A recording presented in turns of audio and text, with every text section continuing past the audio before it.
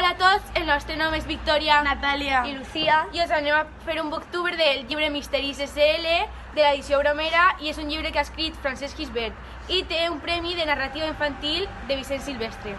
Bé, aquesta és Alicia, que amb els seus pares es muden de casa per motius de treballs i se'n va anar a viure amb la tia Sofia.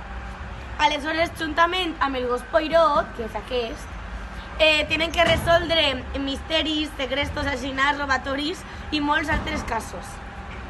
aquest llibre està dividit per 6 capítols independents, un dels altres, i s'anomenen El misteri del quadre, El tresor de les piràmides, L'aventura d'un pollastre, Assassinat al carrer de Cavallers, La porta tancada i L'avantatge de l'esperit de l'aigua.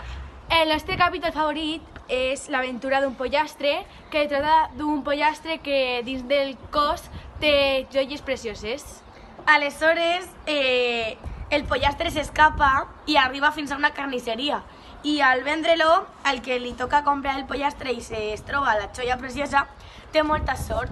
I mentre es troben el culpable i el que té la joia preciosa, la tia Sofia i Alicia aconsegueixen averiguar el misteri. Si voleu saber la resta de capítols, no dudeu en llegir-lo. Esperem que vos hagi agradat. Fins a un altre vídeo.